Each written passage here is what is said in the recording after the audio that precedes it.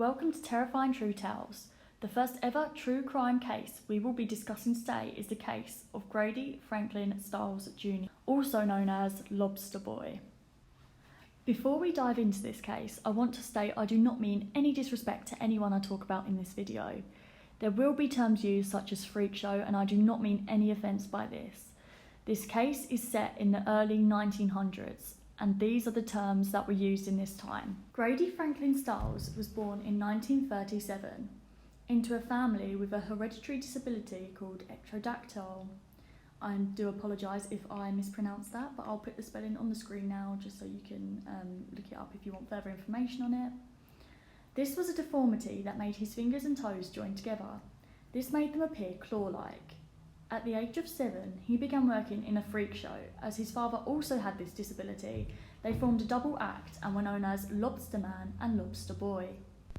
Grady Franklin Stiles Jr. began as a harmless freak show performer. He was used to putting on a show for the audience, but little did people know the real story began when the curtains dropped. Stiles Jr. grew up working for the circus, and one day he met a woman called Mary. Mary had no disabilities and didn't perform in the show. She had run away to the circus to avoid her abusive home life and wanted to be somewhere she would feel accepted. Eventually, Mary fell in love with Grady and they got married. Shortly after this, Grady became an abusive alcoholic, and this continued throughout their marriage. Mary had been pregnant a total of 4 times, but due to illness, only 2 of her children had survived. Their firstborn child, Donna, was born with no disabilities, whereas her second daughter, Kathy, was born with the same disability as Grady.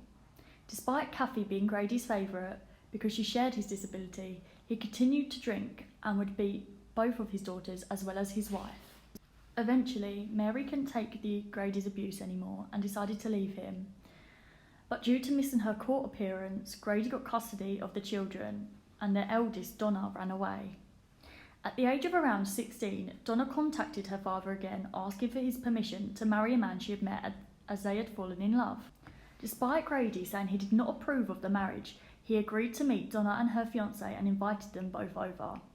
At some point, Donna and her fiancé got separated, and Grady had asked to speak to him alone and have a chat about his daughter Donna.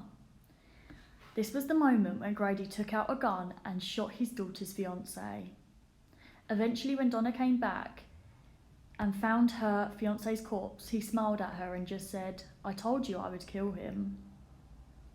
This led to Grady being arrested, and he was found guilty on 3rd-degree murder. However, due to his disability, prisons couldn't cater to his needs, so they decided to give him 15 years of house arrest. After being set this sentence, Grady and Mary got back together, and his ego had severely inflated, as he felt invincible for escaping going to prison. He continued to abuse his family, specifically his wife Mary. After many more attacks, Mary decided that once more she could not take the abuse and turned to her son, whom she had had with another man whilst her and Grady were divorced. Her son was very worried about her and had arranged for a 17-year-old neighbour to kill Grady. And in 1992, whilst at home watching television, Grady Stiles was shot. And that was the true crime case of Grady Franklin Stiles Jr., also known as Lobster Boy. Let me know down in the comments below if you enjoyed this video, and if you have any notes on other future cases you'd like to see. Please comment down below, give the video a like and subscribe if you wish, and thank you so much for listening. Have a good day, guys.